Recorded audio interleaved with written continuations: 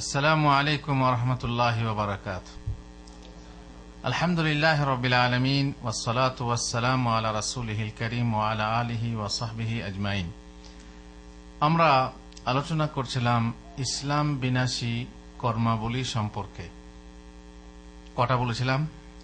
ইসলাম বিনাশী কর্ম হলো মোটামুটি 10টা। তার মধ্যে প্রধান ও প্রথম হলো আল্লাহর ইবাদতে অন্য কাউকে শরীক করা।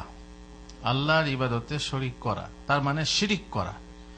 শিরিক করলে পরে মানুষের বুক থেকে ঈমান চলে যায় এবং সে কাফেরে পর্যবসিত হয়। আর বিনা তওবায় মারা গেলে তার অবস্থা কি হয়? কিয়ামতে চিরস্থায়ী জাহান্নামবাসী হয়। কারণ আল্লাহ তাআলা বলছেন, ইন্নাল্লাহা লা ইয়াগফিরু আন ইউশরাকা বিহি ওয়া ইয়াগফিরু মা দুনা যালিকা লিমান ইয়াশা। আল্লাহ তাআলা তার সাথে অংশী বা শিরিক করার অপরাধ ক্ষমা করেন না, এছাড়া অন্যান্য অপরাধ যার জন্য ইচ্ছা ক্ষমা করেন। শিরিক করলে মানুষ ঈমান থেকে খারিজ হয়ে যায়। নম্বর 2 বলেছিলাম যে আল্লাহ ও নিজের মাঝে ওসিলা বা মাধ্যম স্থির করা, তাকে বিপদে আহ্বান করা। এমন ওসিলা ধরলেন যে তাকে বিপদে আহ্বান করলেন আর তার নিকট সুপারিশ চাইলেন যে যেন আমি কিয়ামতে পার হতে পারি, আর তার উপরে ভরসা রাখলেন। কোনো আপদ বিপদ থেকে মুক্ত থাকতে ভরসা, অথবা সুখ সমৃদ্ধি লাভের ক্ষেত্রে ভরসা, অতএব কাল জাহান্নাম থেকে মুক্তি পেতে ভরসা, অথবা জান্নাত লাভের উপরে আশা ভরসা আপনি রাখলেন তার উপরে। এমন ওসিলা ধরলেন, তাহলে পরে আপনার বুক থেকেও ঈমান চলে যাবে, ঈমান সেখানে থাকবে না। আর ওসিলা সম্পর্কে বলেছিলাম যে ওসিলা ধরা মানে হলো যে আল্লাহ তাআলা বলছেন, ইয়া আইয়ুহাল্লাযীনা আমানুত্তাকুল্লাহা ওয়াবতাগু ইলাইহিল ওয়াসিলা। তোমরা ওসিলা ধরো, ওসিলা অনুসন্ধান করো। সে ওসিলা কি? ঈমানের সাথে নেক আমল। এছাড়া এর মানে এই নয় যে উকিল ধরো। যদি কেউ আপনাকে বলে উকিল ধরো, না হয় পার পাবে না, কথা ঠিক না ভুল? ঠিক। উকিল ছাড়া পার পাওয়া যাবে না। দুনিয়ার কোর্টে উকিল না ধরলে আপনি কেসে জিততে পারবেন না, আখিরাতের কোর্টেও তাই। এই জন্য আল্লাহ তাআলা উকিল ধরতে বলেছেন। কিন্তু কাকে উকিল ধরতে হবে? কোন উকিল আছে যে কিয়ামতে আপনার ওয়াকালতি করবে? কোন উকিল আছে যে কিয়ামতে আপনাকে কেসে জিতিয়ে দেবে? আছে কেউ? যদি একমাত্র কেউ উকিল থাকে যে কাল কিয়ামতে জিতিয়ে দেবে, তাহলে তিনি হচ্ছেন কে? আল্লাহ রব্বুল মাশরিকি ওয়াল মাগরিবি লা ইলাহা ইল্লাহু ফাত্তাখিযহু ওয়াকিলা। পূর্ব পশ্চিমের রব যিনি, লা ইলাহা ইল্লাহু, তিনি ছাড়া সত্য কোনো মাবুদ নেই। ফাত্তাখিযহু ওয়াকিলা, তাকে ওয়াকিল ধরো। ওয়া কাফা বিল্লাহি ওয়াকিলা, ওয়াকিল হওয়ার জন্য আল্লাহই যথেষ্ট। কারণ কিয়ামতের মাঠে আল্লাহ তাআলাই উকিল হবেন, আল্লাহ তাআলাই সাক্ষী হবেন, আল্লাহ তাআলাই বিচারক। এই জন্য সেখানে এই দুনিয়ার উকিলের লেজ লড়বে না। ওসিলা কি একবারই ধরা যাবে না? এখানে যে বলছেন ওসিলা ধরলে মানুষ ইসলাম থেকে মুসলমান খারেজ হয়ে যাবে, ওসিলা কি মোটেই ধরা যাবে না? কিছু বৈধ ওসিলা আছে শরীয়তে, সেটাকে জায়েজ করা হয়েছে। কিরকম বৈধ ওসিলা? বলা হয়েছে যদি কেউ ওসিলা ধরতে চায় এইরকম ধরা যাবে। কিরকম? সে আসলে এই ওসিলা আবার দোয়া করার সময়ে দোয়াতে কোনো ওসিলা ধরা যায় কিনা? আপনি ওই রকম ওসিলা ধরেন না যেভাবে ওরা বলে উকিল ধরো, পীর ধরো, এইসব না। কিন্তু দোয়া করার সময় বলেন, ইয়া আল্লাহ তুমি আমাকে তোমার নবীর ওসিলায় ক্ষমা করে দাও। ইয়া আল্লাহ আমাকে মা ফাতেমা আলীর ওসিলায় ক্ষমা করে দাও, হাসান হোসেনের ওসিলায় ক্ষমা করে দাও। হে আল্লাহ তোমার আরশ কুরসির ওসিলায় আমাকে ক্ষমা করে দাও। এরকম দোয়া চলবে? কেন চলবে না? যেহেতু এটাই হচ্ছে উদ্দেশ্য। এইরকম ওসিলা যদি আপনি মনে করেন যে ওসিলা ধরলে আল্লাহ তাআলা খালাস, এরকম ওসিলা ধরলে আল্লাহ আমাকে ক্ষমা করে দেবেন, খবরদার এরকম বিশ্বাস করেন না। অনেক মানুষ আছে দেখবেন কাফনের উপরে সাজারা নামা লিখে, বড় পীরের সাজারা নামা। কেন না, ফেরেশতা আসবে কাফন খুলতে আর দেখবে বড় পীরের নাম সাজারা নামা লেখা আছে, ডরে ভয়ে পালিয়ে যাবে। এরকম হবে নাকি? এরকম হবে? তাহলে কি লাভ? কি লাভ? ভাবছে কি না, বড় পীরের একটা মর্যাদা আছে আল্লাহর কাছে, তার নাম যখন ফেরেশতারা দেখবেন তখন কমসে কম তার কবরের আযাব হালকা হবে, এরকম মনে করা ঠিক? এই তো একই তো বলে ভরসা করা, ভয় রাখা, তার উপরে আশা রাখা, তার কাছে সুপারিশ চাওয়া, বিপদে আহ্বান করা। এই ওসিলাই তো হারাম, এই ওসিলাই হচ্ছে শিরিক, আর এই ওসিলাই মানুষকে ঈমান থেকে বের করে নিয়ে যায়। সুতরাং ওসিলা বৈধ কিছু আছে, সেটা হচ্ছে দোয়ার ক্ষেত্রে। কেমন ওসিলা? আল্লাহর নাম ও গুণাবলীর ওসিলা। আল্লাহ গো, তোমার নাম রহমানুর রহিম, তুমি আমাকে রহম করো। আল্লাহ, তোমার নাম গফুর ও গফফার, তুমি আমাকে ক্ষমা করে দাও, মাগফিরাত দাও। চলবে চলবে না? এইরকম ওসিলা চলবে। আল্লাহ, তোমার কুদরতের ওসিলায় আমি চাচ্ছি তুমি আমার ছেলেকে ভালো করে দাও। আল্লাহ, তোমার ইজ্জতের ওসিলায় চাচ্ছি তুমি আমাকে এই বিপদ থেকে রক্ষা করো।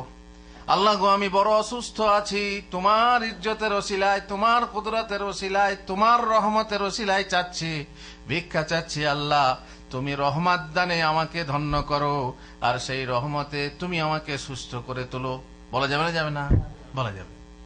আল্লাহ নবী সাল্লাল্লাহু আলাইহি ওয়াসাল্লাম আউযু বিকালিমাতিল্লাহি তাম্মা, দেখছেন, আউযু বিকালিমাত, কালেমাতের ওসিলা দিয়ে আল্লাহ চেয়েছেন, আল্লাহ রাসূল চেয়েছেন। তাহলে বোঝা গেল যে আল্লাহর নাম ও গুণাবলীর ওসিলা দিয়ে দোয়া করা যায়। নম্বর 2, আপনার নেক আমলের ওসিলা। নেক আমলের ওসিলা কেমন? আল্লাহ গো, আমি তোমার নবীকে খুব ভালোবাসি, তাই সেই ভালোবাসার ওসিলায় তুমি আমাকে বিপদমুক্ত করো। তোমার নবীর ওসিলায় নয়, তোমার নবীকে ভালোবাসি, তার মানে সেটা কার কাজ? আমারই কাজ, আমারই নেক আমল। আল্লাহ, আমি আমার মা বাপের, এইরকমই দোয়া আছে না হাদিসে, মা বাপের সে দোয়া, আমি মা বাপকে খুব ভালোবাসি, তাদের বাধ্য সন্তান আমি। আল্লাহ গো, এই কাজ যদি তোমার সন্তুষ্টির জন্য হয় তাহলে তুমি আমাকে এই বিপদ থেকে রক্ষা করো। বলা হয় না? হয় না? এটা বলা যাবে নেক আমলের ওসিলা। আল্লাহ গো, যখনই আজান হয় তখনই আমি সঙ্গে সঙ্গে মসজিদে ছুটি, সবার আগে আমি মসজিদে যাই, তাকবীরে তাহরিমা সহ নামাজ পড়ি। আল্লাহ গো, এই কাজ যদি তোমার জন্য করে থাকি তাহলে আমাকে তুমি সুস্থ করে তোলো। বলা যাবে না? যাবে না? এই রকম বলা নেক আমলের ওসিলা জায়েজ। আর 3 নম্বর ওসিলা হলো যে ওসিলা আপনি একজনকে সামনে নিয়ে করবেন বা রাখবেন, করবেন। একজন ভালো লোক, নেক লোক, তার কাছে গেলেন, হুজুর আমার জন্য একটু দোয়া করেন, তাই না? এটা আপনি ডাইরেক্ট করলেন না, একজনকে করাচ্ছেন। চলবে না? চলবে না? চলবে, কিন্তু শর্ত হচ্ছে কি? তাকে বুঝতে পারলেন, তাকে জীবিত থাকতে হবে, উপস্থিত থাকতে হবে, এবং যে জিনিস আপনি চাইবেন সেই জিনিস ওদের তো দেবে না, কারণ আল্লাহর কাছে চাইবেন, সুতরাং সেটা আল্লাহর কাছে চাওয়া সমস্যা নেই। 3 নম্বর শর্ত না, এটা কোনো জরুরি না। আপনি যার কাছে যাবেন তাকে বলবেন যে হুজুর আমার জন্য দোয়া করে দেন, আমার ছেলের এই অবস্থা, আমার মায়ের এই অবস্থা, আমার আব্বার অবস্থা, আমার এই অবস্থা, আমার কিডনি খারাপ, আমার ক্যান্সার, আমার অমক তমক, আল্লাহর কাছে দোয়া করুন।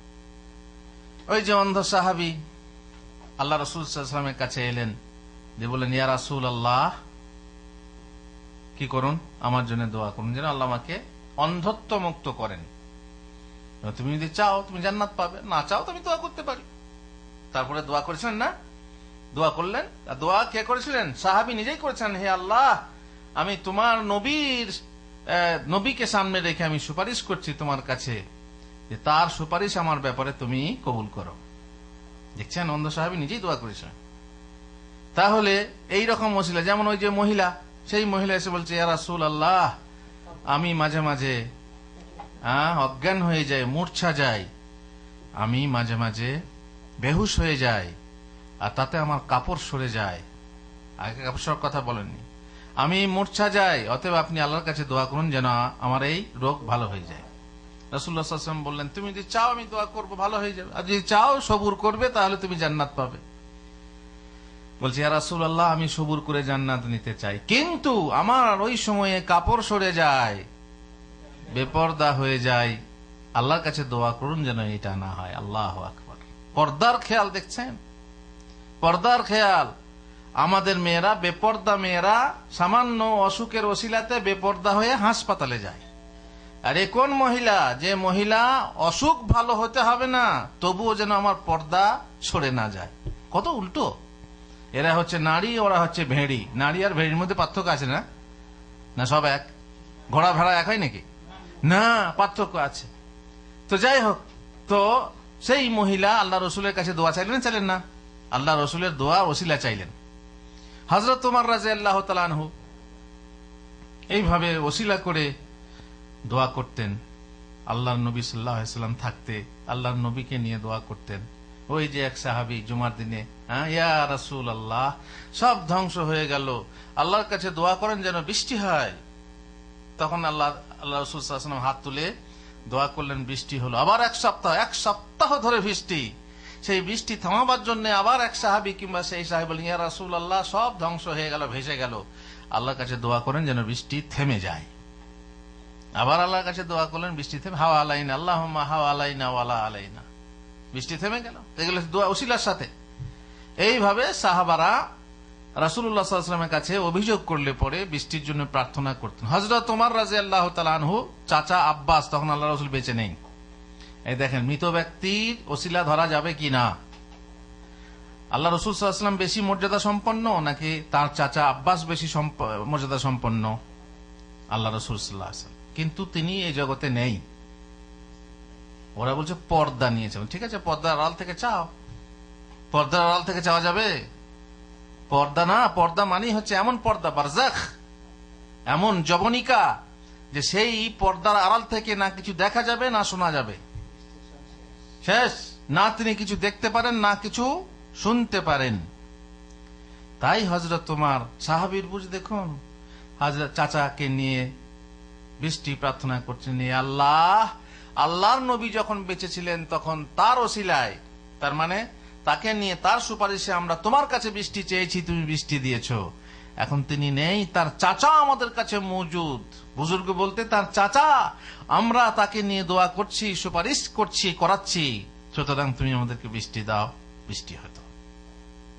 তাহলে চাচা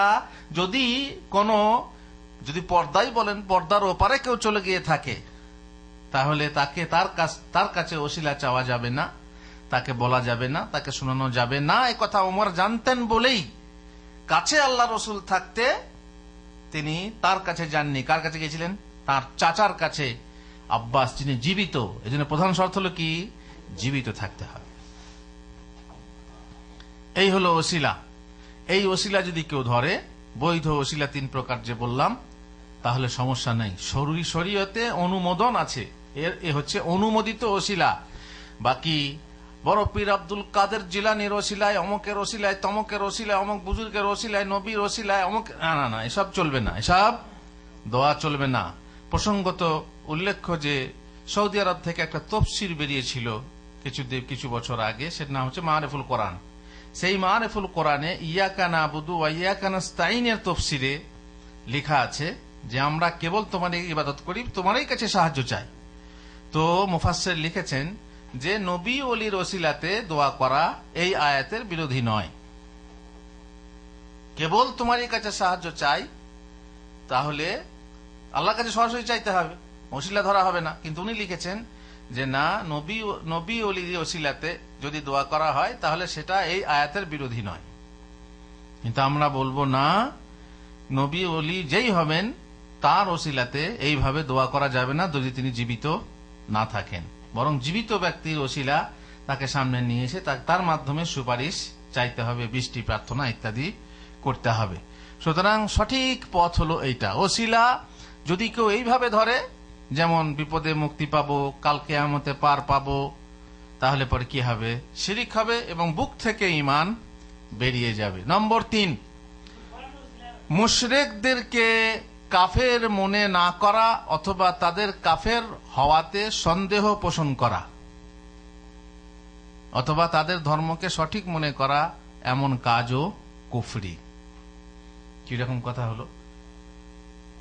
যে এটা একটা বিশাল মারাত্মক ব্যাপার। যদি আপনি কাফেরকে কাফের মনে না করেন তাহলে আপনি কাফের।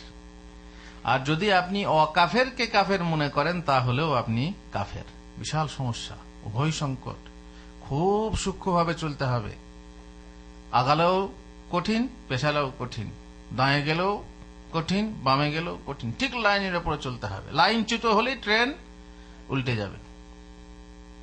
কাফেরকে কাফের জানতে হবে, আর অকাফেরকে কাফের জানলে হবে না, কারণ উভয় ক্ষেত্রে আপনি নিজে কাফের হয়ে যাবেন। মুশরিক যারা আছে, যারা অমুসলিম আছে, তারা কাফের। আর অমুসলিম যারা আছে আমরা জানি তারা জাহান্নামে যাবে, কারণ আল্লাহ রাসূল সাল্লাল্লাহু আলাইহি ওয়াসাল্লামের দ্বীন যদি কেউ গ্রহণ না করে তাহলে সে তার ঠিকানা কোথায়? জাহান্নাম। দলিল কি? ওমাই ইয়াবতাগি গায়রাল ইসলামি দীনান ফালাই ইউকবালা মিনহু ওয়া হুয়া ফিল আখিরাতি মিনাল খাসিরিন। যে ব্যক্তি দ্বীনে ইসলাম ছাড়া অন্য দ্বীন অন্বেষণ করবে সে কিয়ামতের দিনে কি হবে? ক্ষতিগ্রস্ত হবে, আর তার কাছ থেকে সে দিন গ্রহণ করা হবে না। ইসলাম এসে গেছে, সূর্য এসে গেছে, সমস্ত তারা বিলীন হয়ে গেছে, আকাশ আর কোনো তারকা থাকবে না।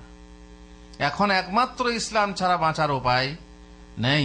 এটা হচ্ছে আমাদের দাবি, আমার দাবি না। আল্লাহ তাআলা যিনি সৃষ্টিকর্তা, যিনি সমস্ত ধর্ম পাঠিয়েছেন, সমস্ত নবীকে পাঠিয়েছেন, তিনিই বলেছেন। নিজে নিজের নবীর সময়ে সবাই ঠিক ছিল, কিন্তু আল্লাহর নবী যখন এসে গেল, খালাস, খাতমে রিসালা, রসুলের নবুয়তের জামানা খতম হয়ে গেছে। এখন সেই নবুয়ত নিয়ে চলতে হবে কিয়ামত পর্যন্ত। এমনকি নবী ঈসা আলাইহিস সালাম আসবেন, তিনিও উম্মতে মুহাম্মদী হয়ে আসবেন, তিনি নবী হয়ে আসবেন না। এবারে তাহলে অমুসলিম সবাই কাফের, অমুসলিম সবাই জাহান্নামী। কিন্তু একটা কথা বলেছিলাম, নির্দিষ্ট করে কাউকে কাফের বলা কিংবা জাহান্নামী বলা বড় কঠিন। তবে অমুসলিম যে আছে নির্দিষ্ট অনির্দিষ্ট সবাই কাফের, তাই না? কিন্তু অমুসলিম যে আছে তাকে নির্দিষ্ট করে জাহান্নামী বলা যাবে না, তার কারণ সে মুসলমান হতে পারে, ঠিক আছে? আর একজন মুসলিম, যে মুসলিম আছে তাকে কাফের বলা যাবে? বলা যাবে না। তাকে জাহান্নামী বলা যাবে? তাও বলা যাবে না। তাকে জান্নাতি বলা যাবে? নির্দিষ্ট করে জান্নাতি বলা যাবে না, কারণ আশা রাখতে পারে, কিন্তু সে নির্দিষ্ট করে জান্নাতি, অমক জান্নাতি কোন কোন কবরে লেখা থাকে। এক কবরে দেখলাম লেখা আছে কি কোরবান, কি যেন নাম, কোরবান আলী জান্নাতি, কোরবান আলী জান্নাতি, একবার আলাতুল জান্নাতি।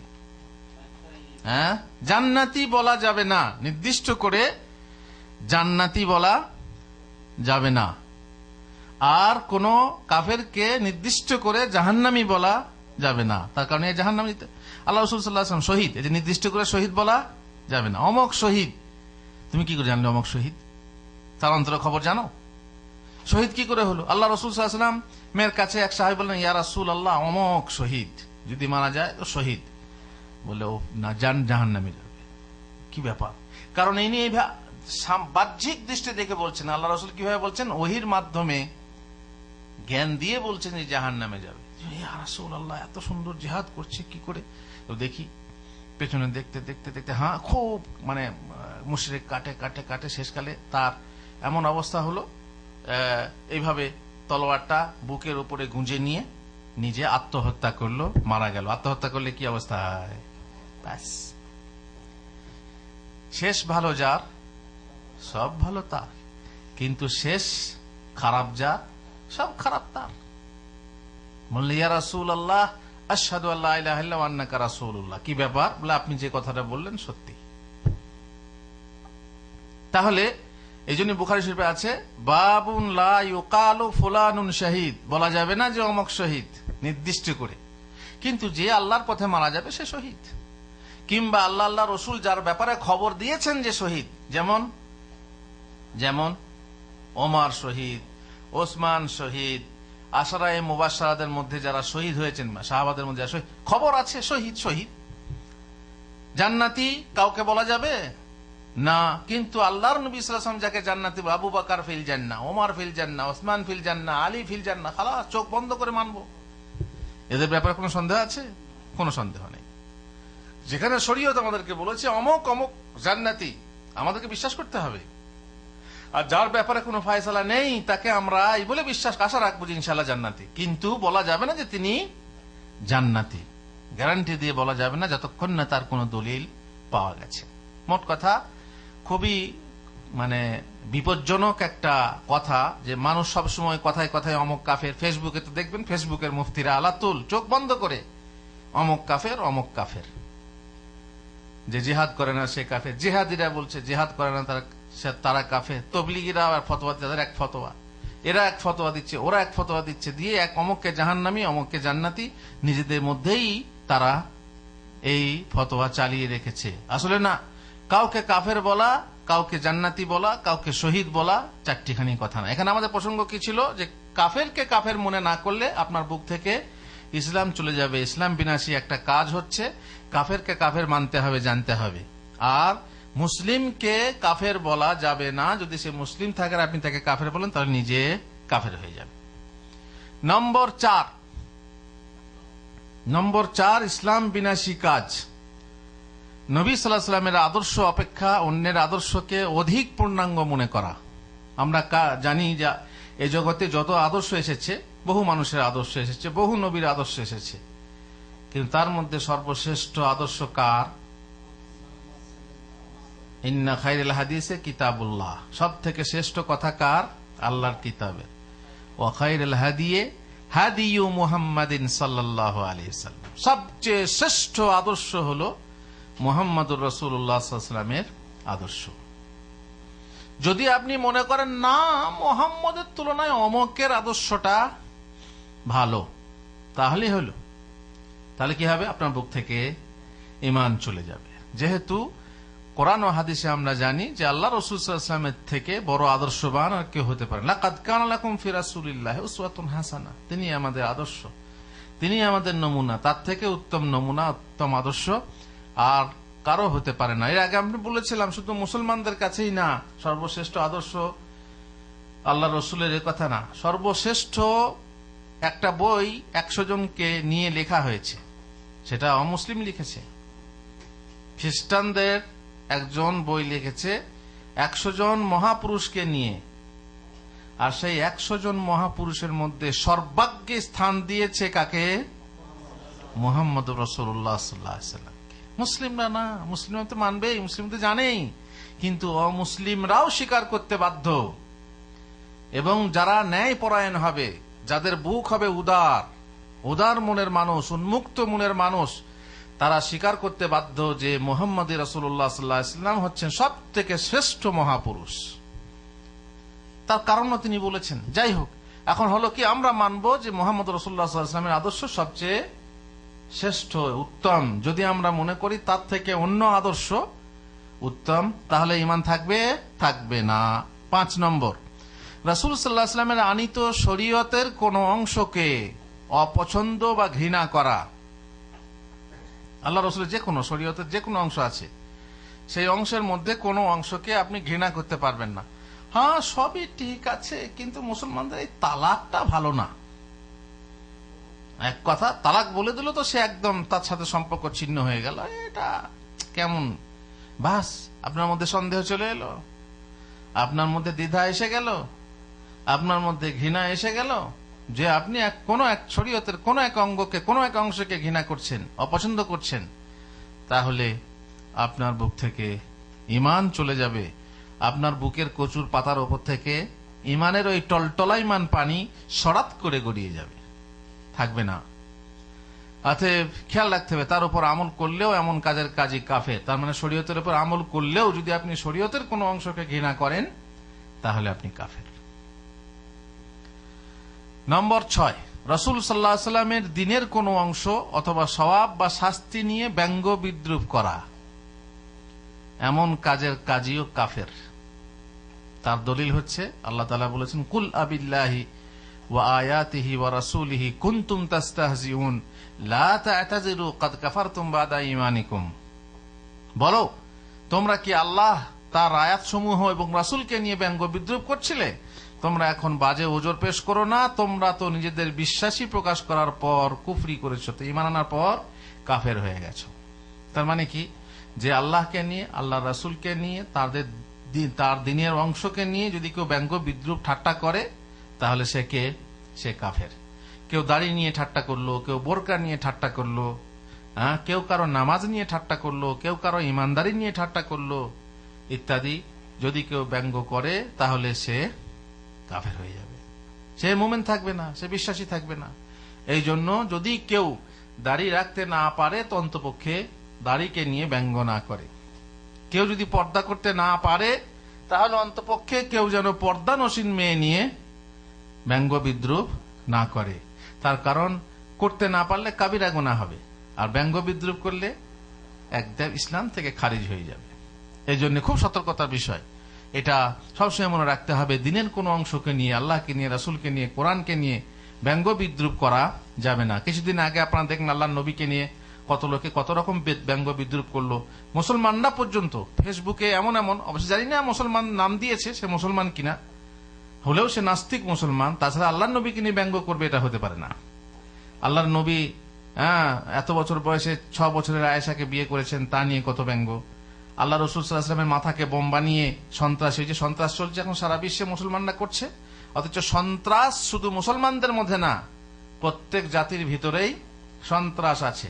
সন্ত্রাসের কোনো জাত নেই, সন্ত্রাসের কোনো ধর্ম নেই, সব ধর্মেই সব জাতি সন্ত্রাস আছে। কিন্তু মুসলমানদের ঘাড়ে চাপিয়ে দিয়ে আল্লাহর নবীর মাথাকে কি বানিয়েছে?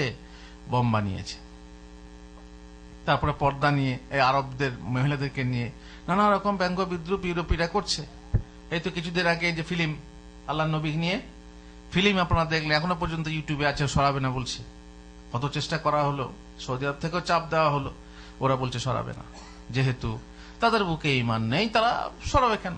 সুতরাং বুঝতেই পাচ্ছেন, ব্যঙ্গ বিদ্রুপ যদি কেউ করে, এই কাফেরদের অভ্যাস। কোন মুসলিম যদি করে তো সে মুসলিম থাকতে পারবে না, সে কাফের হয়ে যাবে। নম্বর 7, জাদু করা। ইসলাম বিনাশী 7 নম্বর কাজ হচ্ছে কি? জাদু করা, জাদু শিক্ষা করা অথবা কাউকে জাদু করা। অনুরূপ আকর্ষণ বা বিকর্ষণ সৃষ্টির উদ্দেশ্যে যোগ বা তাবিজ করা। আমাদের দেশে তাবিজ করা বলে না, যোগ করা, টোনা করা। আকর্ষণ সৃষ্টি মানে কি? কারো সাথে কারো ভালোবাসা জন্মিয়ে দেওয়া। দেখবেন সাধারণত স্বামী স্ত্রীতে ঝগড়া হচ্ছে, মাঝে মাঝে মেয়েকে রাখেন না, ঘরে চলে আসে, তখন মেয়ের মা বাবারা হুজুরের কাছে যায়, নিয়ে জামাইকে তাবিজ করে, যাতে করে মেয়ে জামাইয়ে কি হয়, যেন তাদের মানে জমে যায়। একজন এসে বলছে, হুজুর আমি অমুক মেয়েকে ভালোবাসি, বড় লোকের মেয়ে, আমার সাথে পটে না, তো তাবিজ করে দেন যাতে করে আমার সাথে পটে যায়, দিয়ে তাবিজ করে বা জাদু করে, যোগ করে, যাই হোক। কিংবা এমন অবস্থা যে শাশুড়ি দেখছে যে আমার ছেলে আর বউ দারুণ ব্যাপার, এত জমা জমছে যে মায়ের ক্ষতি হচ্ছে, তখন মা জাদু করছে যাতে ছেলে আর মেয়ের ভালোবাসা বিকর্ষণ হয়, তার মানে ছাড়াছাড়ি হয়। আপনি একটা মেয়েকে ভালোবাসলেন, সে বিবাহিতা, আপনি চাইলেন যে ওই মেয়েটাকে আমি বিয়ে করব, দেখলেন ওদের মধ্যে স্বামী স্ত্রী বেশ মিল রয়েছে, তখন আপনি হুজুরের কাছে এসে বললেন, হুজুর আমাকে এই করতে হবে, অমকের মাঝে বিকর্ষণ সৃষ্টি করতে হবে, আমি ছেড়ে যাই, তাহলে ছেড়ে গেলে আমি বিয়ে করব। এরকম হয় না? হয় না? সমাজে বিভিন্ন রকমের আছে, যে প্রকারেই জাদু হোক, জাদু করে কাউকে ঘায়েল করা, কাউকে কষ্ট দেওয়া, কারো মধ্যে ছাড়াছাড়ি করা ইত্যাদি সব কি? জাদু হচ্ছে এক প্রকার শিরিক। কারণ জাদু শয়তানের মাধ্যমে সংঘটিত হয়, এই জন্য জাদু হচ্ছে এক প্রকার শিরিক এবং কুফরি। এর দলিল কি? আল্লাহ তাআলা বলেছেন, ওয়া ইউআল্লিমানি মিন আহাদিন হাত্তা ইয়াকুলা ইন্নামা নাহনু ফিতনাতুন ফালা তাকফুর। এই যে ফালা তাকফুর, কাফের হয়ে যেও না। জাদু শিখতে আসতো তাদেরকে বলতে হবে এরকম জাদু শিক্ষা করো না, কারণ আমরা হচ্ছি ফিতনা স্বরূপ। হারুত মারুতের ব্যাপারটা, হারুত মারুত ফেরেশতা, তারা বলতেন যে খবরদার জাদু শিক্ষা করো না, আমরা হচ্ছি পরীক্ষা স্বরূপ জাদু, অতএব তোমরা কাফের হয়েও না বা তুমি কাফের হয়েও না। তাহলে বোঝা গেল জাদু শিখলে কাফের হতে হয়। ঠিক আছে কিনা? জাদু হচ্ছে 2 প্রকার। আমরা যেটা জাদু বলি, এক জাদু হচ্ছে সত্যি জাদু, ওই যেমন আল্লাহ নবীকে জাদু করা হয়েছিল, আল্লাহ নবী কষ্ট পেয়েছেন, তেমনি মানুষকে জাদু করা যায়। কিন্তু আর এক হচ্ছে জাদু দেখানো। এটা কি? এটা হচ্ছে মোবাইল, কি করে দেখলাম কি একটা খরগোশ, হয় না? হয় না? এগুলো আপনারা দেখেছেন। এটা কি জাদু? এটা কি? একটা হচ্ছে ম্যাজিক, ভেলকিবাজি, হাতের সাফাই, তাই না? এখানে এটাই দেখালো, হ্যাঁ কোন হাতে আছে? এই হাতে। দেখলেন ও হাতেও নেই, ঠিক আছে, না ওই হাতে, ঠিক আছে, দেখো এ হাতেও নেই। এইভাবে ওরা কি করে ক্যাপাসিটি করে একটা জিনিসকে গায়েব করে, আসলে গায়েব করে না, কোথাও আঙ্গুলে ফাঁকে, হাতের ফাঁকে কিভাবে রাখে আমরা বুঝতেই পারি না। এটা হচ্ছে ভেলকিবাজি। এই ভেলকিবাজি জাদু আর ওই জাদুকে এক না। এটা হচ্ছে লোকের চোখকে ফাঁকি দিয়ে খেলা দেখিয়ে পয়সা উপার্জন করা, সাময়িক, ঠিক কিনা? আর ওটা হচ্ছে জাদু। জাদু এমন জিনিস যে আপনার ক্ষতি করবে, শয়তান দ্বারা আপনার বিশেষ ক্ষতি হবে। এই জন্য ওটা হচ্ছে শিরিক এবং কুফরি। জাদু করা হচ্ছে ইসলাম বিনাশী 7 নম্বর কর্ম। 8 নম্বর কর্ম হচ্ছে মুসলিমদের বিরুদ্ধে মুশরিকদেরকে সহযোগিতা করা ও পৃষ্ঠপোষকতা করা। ওমান ইয়াতাওয়াল্লাহুম মিনকুম ফাইন্নাহু মিনহুম ইন্নাল্লাহা লা ইয়াহদিল কওমাল যালিমিন। তার মানে তোমরা কাফেরদেরকে অন্তরঙ্গ বন্ধুরূপে স্থির করো না। যে ব্যক্তি তাদেরকে বন্ধুরূপে গ্রহণ করবে সে তাদের একজন গণ্য হবে। আর নিশ্চয়ই আল্লাহ অত্যাচারী সম্প্রদায়কে সৎ পথে পরিচালিত করেন না। তার মানে আপনি মুসলমানদের বিরুদ্ধে যদি অমুসলমানদেরকে সহযোগিতা করেন তাহলে পরে বুঝবেন যে আপনার বুকে ঈমান নেই। তবে বিভিন্ন শর্ত আছে যে মুসলমানদের বিরুদ্ধে আপনি সহযোগিতা করছেন তারা আসলে মুসলমান কিনা জানতে হবে। এরা আসলে মুসলমান কিনা জানতে হবে, ওরা কাফের কিনা, বিভিন্ন সমস্যা। মোট কথা আমভাবে জানতে হবে যে মুসলমানদের বিরুদ্ধে কোনো অমুসলমানকে সাহায্য করা যাবে না, করলে পরে সে ইসলাম থেকে খারিজ হয়ে যাবে। নম্বর 9, মুহাম্মদী শরীয়ত থেকে কোন কোন লোকের বের হওয়ার অবকাশ আছে এই বিশ্বাস করা। কেউ কি এরকম বিশ্বাস করে যে শরীয়ত থেকে বের হয়ে গেছে, খালাস আমি শরীয়ত থেকে মুক্ত? হ্যাঁ, দিনের ভাগ করে নিয়েছে ওরা। বলছে শরীয়ত, তরিকত, হাকিকত, মারেফত, দিনের 4টা স্তর করে নিয়েছে। বলছে শরীয়ত হচ্ছে সাধারণ লোকদের জন্য, তারপরে থাকতে থাকতে সে কোথায় যাবে? তরিকতে, তরিকত থাকতে হাকিকতে, হাকিকত যখনই মারেফতে পৌঁছে যাবে তখন মারফুর্তি, তখন তার হালাল হারাম কিচ্ছু নেই। বউ যেমন আর পরের বিটিও তেমন, হ্যাঁ, মদও যেমন দুধও তেমন, সমস্যাই নেই, সব হালাল, নামাজ পড়তে হবে না, দিল কাবাই নামাজ পড়বে তার, মারেফাত ফুর্তি মার্কা। সুতরাং এই যে 4টে ভাগ করে নিয়েছে, এইরকম ভাগ করে নিয়ে শরীয়ত থেকে বের হওয়ার যে একটা মানে সুযোগ বের করে নিয়েছে, অবকাশ বের করে নিয়েছে। যদি কেউ মনে করে যে উম্মতের মধ্যে এমন লোক আছে যাকে শরীয়ত না মানলেও চলে, তাহলে সে কি হয়ে যাবে? ইসলাম থেকে খারিজ হয়ে যাবে। রাসূলুল্লাহ সব থেকে বড় মারেফত কে পেয়েছিলেন? রাসূলুল্লাহ সাল্লাল্লাহু আলাইহি ওয়াসাল্লাম। তিনি কোনদিন নামাজ ত্যাগ করেছেন না? তিনি কোনদিন সুন্নাত ত্যাগ, তাহাজ্জুদের নামাজ পড়তেন, পা ফুলে যেত, তবুও তিনি আল্লাহর ইবাদত ত্যাগ করেননি। আর এরা বলছে কি যে মারেফত, বলছে ওয়াবুদু রাব্বাকা হাত্তা ইয়াতিয়াকাল ইয়াকিন, ইয়াকিন আসা পর্যন্ত ইবাদত করো। তো ইয়াকিন মানে কি? মারেফত, মারেফতি এসে গেলে, আল্লাহকে চিনে গেলে আর ইবাদতের দরকার নেই, কারণ আল্লাহই বলছেন ওয়াবুদু রাব্বাকা হাত্তা ইয়াতিয়াকাল ইয়াকিন, ইয়াকিন এসে গেছে, খালাস। আমরা বলছি ইয়াকিন মানে কি? মৃত্যু আসা পর্যন্ত আল্লাহর ইবাদত করো। আর ওরা বলছে না, ইয়াকিন মানে বিশ্বাস, মারেফতি এসে গেলে খালাস, তোমাকে আল্লাহর ইবাদত করতে হবে না। এইভাবে তারা ভাবে যে আল্লাহর দিন থেকে বের হওয়ার সুযোগ আছে। যদি কেউ এরকম মনে করে তো সে কে? কাফের। বাকি থাকলো ইসলামের স্তর। বললাম না, ইসলামের বা দিনের স্তর আছে। সহিহ হাদিসে দিনের স্তর কি? প্রথমে হচ্ছে ইসলাম, তারপরে ঈমান, তারপরে ইহসান। ইসলাম, ঈমান, ইহসান। ইহসান মানে কি? ইহসানে গেলে নামাজ রোজা করতে হবে না কি? ইহসান মানে হচ্ছে আল্লাহর এমন ভাবে ইবাদত করা যেন আমি আল্লাহকে দেখছি। যদি এটা মনে না করতে পারি তাহলে আল্লাহ আমাকে অবশ্যই দেখছেন। এ হচ্ছে ইহসান। ওখানেও কিন্তু নামাজ রোজা ছাড়ার কথা নেই, দিনের স্তর। যাই হোক, যারা দিনকে ভাগ করে মনে করে যে দিন থেকে বের হওয়ার সুযোগ আছে, তাহলে জানতে হবে যে সে কাফের। আল্লাহ তাআলা বলছেন ওমান ইয়াবতাগি গায়রাল ইসলামি দীনান ফালান ইউকবালা মিনহু ওয়া হুয়া ফিল আখিরাতি মিনাল খাসিরিন। ইসলাম ছাড়া যদি অন্যভাবে কেউ মুক্তি পেতে চায় তাহলে পরে সে আখিরাতে ক্ষতিগ্রস্ত হবে, আর তার কাছ থেকে তা গ্রহণ করা হবে না। আর 10 নম্বর হচ্ছে যে আল্লাহর দিন থেকে মুখ ফিরিয়ে নেওয়া, না তা শিক্ষা করা আর না তার উপরে আমল করা। দিন বলে একটা জিনিস আছে, ইসলাম বলে একটা জিনিস আছে, শিক্ষা করার প্রয়োজন মনে করলাম না, ভাবলাম ওই আলেমরা যারা মাদ্রাসায় তাদের যথেষ্ট, আমরা আম পাবলিক আমাদের জন্য শেখা জরুরি নেই, তাই না? যদি কেউ এরকম মনে করে দিন থেকে মুখ ফিরিয়ে নেয়, তাহলে সে কিন্তু কাফের হয়ে যাবে। ওমান আরাদা আন যিকরি ফাইন্না লাহু মাঈশাতান দানকা ওয়া নাহশুরুহু ইয়াওমাল কিয়ামাতি আমা। যে ব্যক্তি আমার জিকির থেকে মুখ ফিরিয়ে নেবে, দিন থেকে, কোরআন থেকে মুখ ফিরিয়ে নেবে, তার জন্য দুটো শাস্তি, একটা দুনিয়াতে আর একটা আখেরাতে। দুনিয়া শাস্তি কি? তাকে আমি সংকীর্ণতাময় জীবন দেব। সে এমন জীবনে সংকীর্ণতা অনুভব করবে যে সবকিছু আছে তবু যেন নাই নাই, সবসময় চাই চাই, খাই খাই, হাতে দই পাতে দই তবু বলে কই কই, সব সময় যেন কেমন চাহিদা মিটছে না। কিয়ামতের দিন যখন আসবে, যখন আমি তাকে পুনরুত্থিত করব এবং হাসর করব, তখন সে অন্ধ হয়ে উঠবে, অন্ধ হয়ে দেখতে পাবে না। ক্বালা রাব্বি লিমা হাশারতানি আমা ওয়া কাদ কুনতু বাসীরা।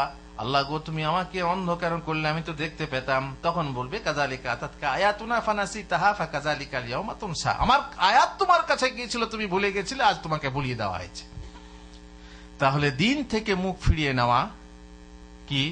কুফরি। দিনের প্রতি ভ্রুক্ষেপ না করা, দিন শিক্ষা না করা কুফরি।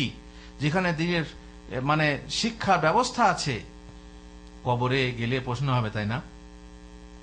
যে উত্তর দিতে পারবে তাকে ফেরেশতা বলবেন কি করে জানলে? তখন কি বলবে সে? আমি আল্লাহর কিতাব পড়েছিলাম এবং তাতে যা আছে তা সত্য বলে বিশ্বাস করেছিলাম। আর যে উত্তর দিতে পারবে না, যে বলবে হা হা লা আদরি, তাকে কি বলা হবে? তাকে বলা হবে মা তালাইতা ও মা দাঁড়াইতা। পড়াশোনাও করা নয়, জেনেও নাওনি, তাই না? এখানে যদি ডাকা হয় যে ভাই এসো, দার্সে এসো, কিছু কথা শোনো, দিনের কথা, তো বলে হুজুর সময় নেই। বলে যত শুনবি তত আমল করতে হবে, তার মানে না শোনাই ভালো। হ্যাঁ, আল্লাহ তাআলা কাল প্রশ্ন করবেন, কি বান্দা তুমি আমল করনি কেন? আল্লাহ আমি জানতাম না। বাস, আল্লাহ তাআলা মেনে নেবেন, তাই না? কারণ আল্লাহ তাআলা আপনার অবস্থা বুঝছেন না। আপনি যে কত বড় চালাক আল্লাহ জানেন না।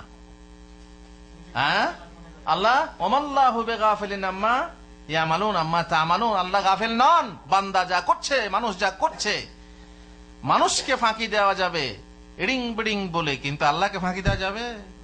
তাহলে আল্লাহ যখন বলবে আমি জানতাম না, তখন আল্লাহ জিজ্ঞেস করবেন না কেন জানতে না? ও আল্লাহ, আমাদের কাছে আলেম মৌলবী ছিল না। কেন? তোমাকে মাকতুব দাওয়া থেকে গাড়ি পাঠিয়ে পাঠিয়ে তোমার বাড়ির দরজা, তোমার বাসার দরজা থেকে গাড়ি আসতো, মাকতুব দাওয়ায় নিয়ে যাওয়া হতো, শিক্ষা দেওয়া হতো, খাওয়ার পর্যন্ত দেওয়া হতো, খাবারের ব্যবস্থাও করা হয়েছিল, তুমি তো যাওনি। তখন আল্লাহ ধরবেন না? প্রত্যেকটা ভালো করে কষে, ভালো বেশি জোরে কষে ধরা হবে। আরে যাওয়ার অসুবিধা আছে আলাদা কথা, যেতে পারি না, ঠান্ডাতে গাড়ি নেই, নিজে থেকে আসতে হয় সাইকেল চালিয়ে, হেঁটে। কুয়োর কাছে পিপাসার্ত ব্যক্তি ছুটে আসে, তোমার পিপাসা, তুমি কুয়োর কাছে আসবে, কুয়ো তোমার কাছে যাচ্ছে, তাও পানি খাচ্ছ না, কলার ভালো করে টিপে ধরা হবে গাড়ে, এমন ধরা হবে সরাসির মতো। এরকম ওজর দিয়ে তুমি দিন শিক্ষা থেকে দূরে থাকবে, এটা আল্লাহ মেনে নেবেন না, অসম্ভব। এই জন্যই কবরের আছে, ঘর ঢুকতেই মাথার চাল ঠেকবে, বলা হবে মা তালাইতা ও মা দাঁড়াইতা। কেন দিন শিক্ষা করনি? শিক্ষার তো ব্যবস্থা ছিল। গাড়ি গিয়ে আদর করে ভাই এসো, ভাই এসো, ভাই মাকতুবুদ দাওয়ায় যেও, ভাই হুজুর সময় হয় না, কাফিল খারাপ। আবার গিয়ে দেখছি তো হ্যাঁ তাস খেলছে, টিভি দেখছে, তাতে কি ব্যাপার? হুজুর সময় কাটে না। এখনই সময় ছিল না, আজকাল সময় কাটে না।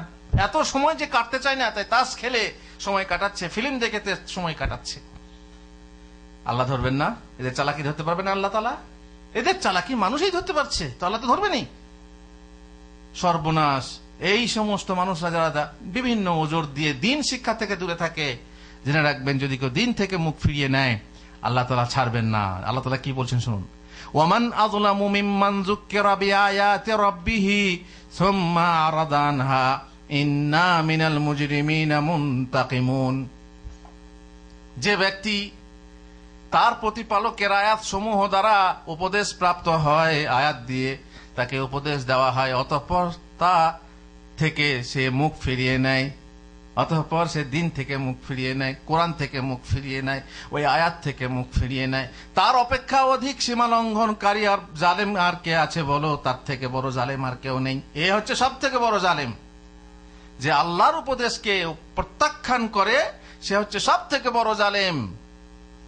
আর আমি অবশ্যই অপরাধীদের নিকট থেকে প্রতিশোধ গ্রহণ করব। দেখছেন, আল্লাহর প্রতিশোধ নেবেন, ভালো করে ধরবেন। যাদের জানার সুযোগ নেই, যারা ইসলাম থেকে দূরে সত্যিই আছে, যারা ইসলামের খবর জানে না, যারা এরকম দার্স তাদরিসের খবর রাখে না, আলাদা কথা। তোমাকে জানার, তুমি আবার যে যাচ্ছে তাকে ঠাট্টা করছো, বলে কাবসা খেতে যাচ্ছে, বলে কি কাবসা খেতে যাচ্ছে। আরে কাবসা খেতে গিয়েও তো দু চারটা কথা শুনে, তুই কি খেতে যাচ্ছিস? তুই জাহান্নামে গিয়ে কি খাবি? জাহান্নামীদের পুঁজ রক্ত খাবি, জাহান্নামীদের ঘাম খাবি, গরম পানি, ফুটন্ত পানি, যা কোন গাছ দেওয়া হবে সেই গাছ খাবি, কাঁটাদার গাছ গলায় লাগবে, গরম পানি দেওয়া হবে, ঢেলে খাবি টকটক করে। কাবসা খেতে যাচ্ছে, কাবসা খেতে আয়। তুই শিক্ষা করতে আসিস না কেন? দিন থেকে মুখ ফিরিয়ে নেওয়ার জন্য শুধু মানুষকে নিজে নিজে হচ্ছে ওপরের মাঝে বিতৃষ্ণা সৃষ্টি করছে। এমন লোকের কাছ থেকে আমি বদলা নেব, প্রতিশোধ নেব, জাহান্নামে প্রতিশোধ নেব, দগ্ধে দগ্ধে প্রতিশোধ নেব, চামড়া পুড়ে যাবে, নতুন চামড়া গজিয়ে দিয়ে তার কাছ থেকে আমি শাস্তি প্রতিশোধ নেব। আল্লাহ তাআলা ছাড়বেন না। অত সহজ না। নবী পাঠিয়েছি, রসুল পাঠিয়েছি, নায়েবে নবীদেরকে পাঠিয়েছি, নানা রকম ব্যবস্থা করে দেওয়া হচ্ছে, সমস্ত রকমের ব্যবস্থা করে দেওয়া হচ্ছে, তাতেও তোমার ওজর ছাড়ছে না।